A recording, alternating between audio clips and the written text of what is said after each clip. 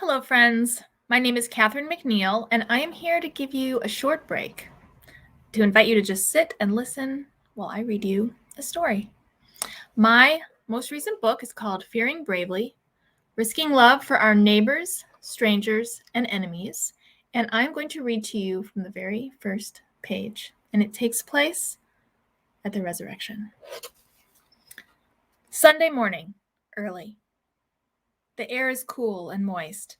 It is not yet dawn, but the Sabbath is over, and the women have been busy for hours, determined to finish the work left over from Friday night, that horrible night. Some tasks must be done, no matter how overpowering the grief. Sometimes the only way to stop from drowning is to keep working. This is the third day.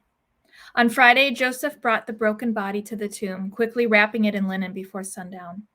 The women, who had watched everything, followed to see where he was laid. Now that the Sabbath was ended, they will complete the rites for a dead body. This will be an arduous task, emotionally and physically. They brace themselves as they walk into the tomb. But the grave is empty. There's nothing there. The women glance at each other, confused and afraid. When your teacher has been executed, you're never safe. Not anywhere, but especially not here. Who has taken the body? Could this be a trap? Then two men suddenly appear before them. Shocking enough in this dark, secluded place, but worse, these men shine like lightning. The women can hardly look at the brightness.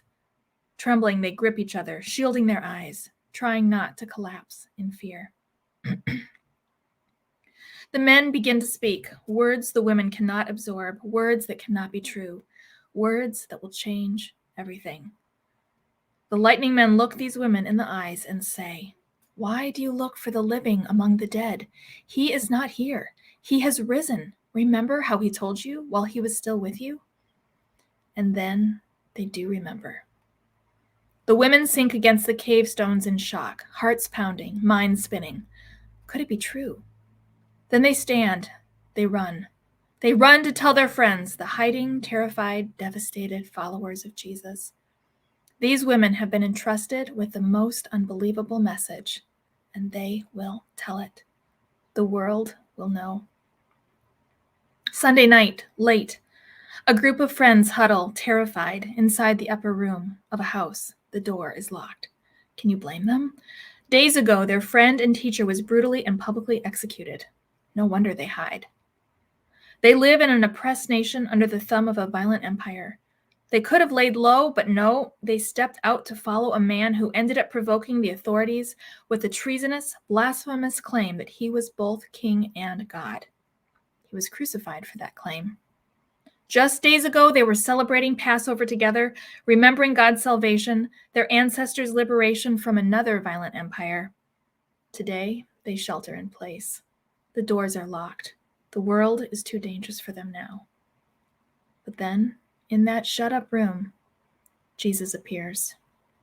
Jesus is right there. He doesn't knock on the door, doesn't jiggle the handle.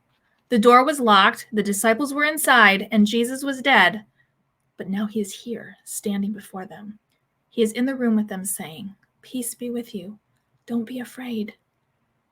As they stand with their hearts pounding, he asks them, "Do you have anything here to eat?" A snack. He asks them for a snack. The stunned and terrified friends are overjoyed.